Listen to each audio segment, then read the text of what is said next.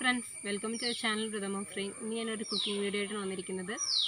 എനിക്കും എൻ്റെ മക്കൾക്കും എല്ലാവർക്കും ഒരുപോലെ ഇഷ്ടപ്പെട്ട പഴം നെയ്യ് മുട്ട വാട്ടിയാണ് നമ്മളിന്ന് ഉണ്ടാക്കാൻ പോകുന്നത്. അപ്പോൾ ഈ വിഭവത്തിന് പുറകിൽ ചെറിയൊരു കഥയുണ്ട് പറയാനായിട്ട്. നമ്മുടെ കാക്കമുട്ടയിൽ പിള്ളേർ പറയണ പോലെ ഈ ഫുഡ് ഞങ്ങളുടെ നെയ്ബറായ സുബൈദത്ത എന്ന് പറഞ്ഞൊരു ഇത്തയുടെ വീട്ടിൽ ഞങ്ങൾ കഴിച്ചിട്ടുള്ളത്. ആ ഒരു വീട്ടിൽ റിലേറ്റീവ്സൊക്കെ വരുമ്പോഴൊക്കെ അതുപോലെ ഈദും അങ്ങനെ പെരുന്നാളൊക്കെ വരുമ്പോൾ ഉണ്ടാക്കുന്ന ഒരു സംഭവമാണിത്. അപ്പോൾ ഞങ്ങൾക്ക് അപ്പോൾ തരുമായിരുന്നു കൊണ്ടുവന്ന്.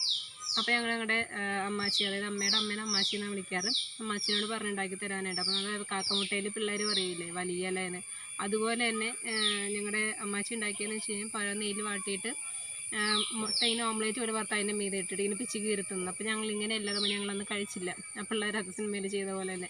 പിന്നെ ഞാൻ അന്നൊരു വിധം വലുതായി കഴിഞ്ഞപ്പോഴത്തേക്കും ടേസ്റ്റ് റീകളക്ട് ചെയ്ത് അതെങ്ങനെയായിരിക്കും അതിൻ്റെ ഒരു ഉണ്ടാക്കുന്ന രീതി എന്ന് ചിന്തിച്ച് അങ്ങനെ ഉണ്ടാക്കിയെടുത്ത ഐറ്റമാണിത്. അപ്പോൾ ഇന്ന് ഈ വീഡിയോയ്ക്ക് വോയിസ് ഓവർ കൊടുക്കുന്നത് എൻ്റെ മോൻ ദച്ചൂട്ടനാണ്. അപ്പോൾ നമുക്ക് വീഡിയോയിലേക്ക് പോകാം. വേണ്ട സാധനം പഴം.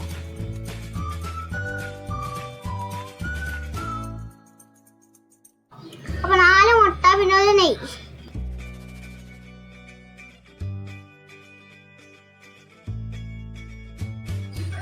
ഏലക്ക, പഞ്ചസാരയും പിന്നെ പൊടിച്ചത്.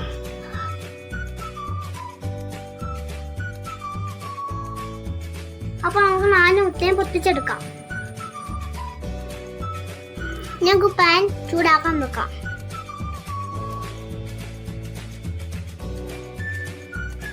പാൻ ചൂടായിട്ടുണ്ട്, നെയ്യ് എടുത്തു കൊടുക്കാം. ഞാനിവിടെ 2 ടേബിൾ സ്പൂൺ നെയ്യ് ഇടുന്നുണ്ട്. ഇനി നമുക്ക് അരിഞ്ഞ് വെച്ചിരിക്കുന്ന പാൽ ഇട്ട് കൊടുക്കാം. എന്നിട്ട് നന്നായിട്ട് വെച്ചിട്ട് കൊടുക്കുക.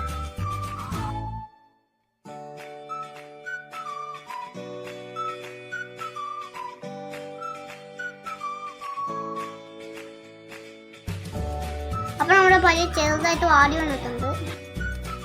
പഞ്ചസാര ഏലക്ക പൊടിച്ചത് ഇട്ട് കൊടുക്കാം, 1 ടേബിൾ സ്പൂൺ. എന്നിട്ട് നന്നായിട്ട് മിക്സ് ചെയ്ത് കൊടുക്കുക.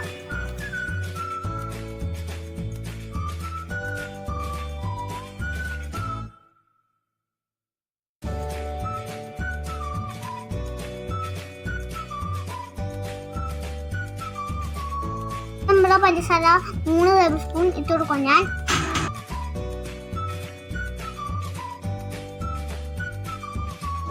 ഇപ്പൊ പഞ്ചസാര വേണമെന്നുള്ളവർക്ക് കൂടുതൽ ചേർക്കുക, വേണ്ടാത്തവർക്ക് കുറച്ച് ചേർക്കുക. ഇനി നന്നായിട്ട് മിക്സ് ചെയ്ത് കൊടുക്കുക. ഇനി പൊട്ടിച്ച് വെച്ച് 4 മുട്ടയും ചേർത്ത് കൊടുക്കുക.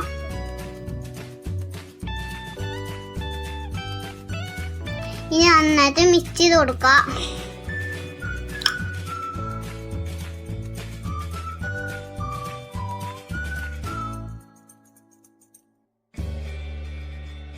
ഇനി നമുക്ക് കുറച്ച് നെയ്യ് ചേർത്ത് കൊടുക്കാം.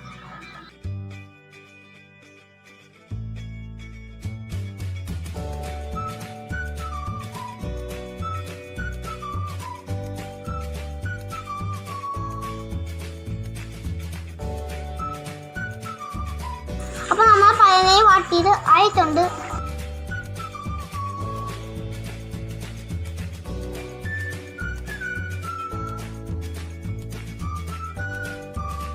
ഈ സമയത്ത് നെയ്യ് ഇഷ്ടമല്ലാത്തവർക്കും ചേർത്തില്ലെങ്കിലും കുഴപ്പമില്ല.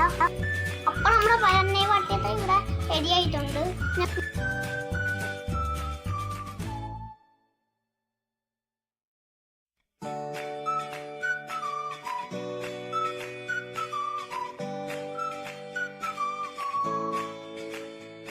ഇനി നമ്മുടെ പഴം നെയ്യ് വാട്ടിയത് ഗ്യാസിൽ നിന്നെടുത്ത് മാറ്റി വെക്കാം.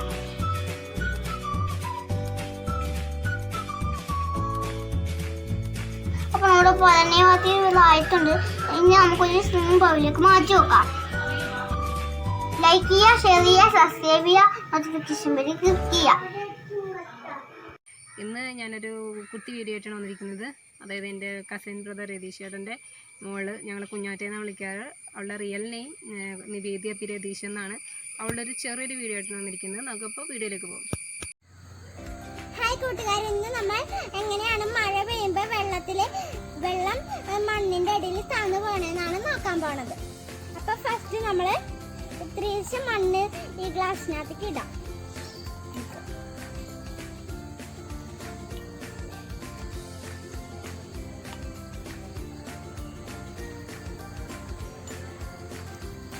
ഇങ്ങനെ ഇട്ട് കൊടുക്കാം.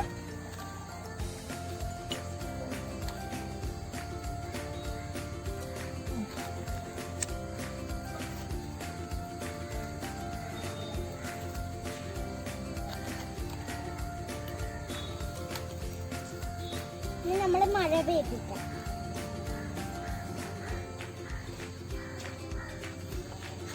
മഴ പെയ്യിപ്പിച്ചു. അപ്പൊ മണ്ണിങ്ങനെ താന്നു പോകും.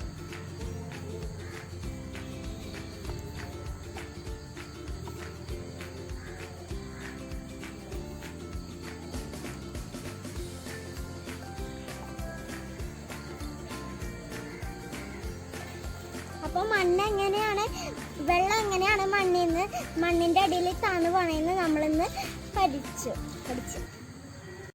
അപ്പോൾ ഞങ്ങളുടെ നിവേദിക്കുട്ടിയുടെ ഞങ്ങളുടെ കുഞ്ഞാച്ചയുടെ വീഡിയോ എല്ലാവർക്കും ഇഷ്ടപ്പെട്ടിട്ടുണ്ടെങ്കിൽ ലൈക്ക് ചെയ്യുക, ഷെയർ ചെയ്യുക, സബ്സ്ക്രൈബ് ചെയ്യുക, തൊട്ടടുത്തുള്ള ബെല്ലൈക്കൺ ക്ലിക്ക് ചെയ്യുക. അപ്പോൾ ഇനി അടുത്തൊരു വീഡിയോ ആയിട്ട് വരുന്നവരെ ബൈ ബൈ.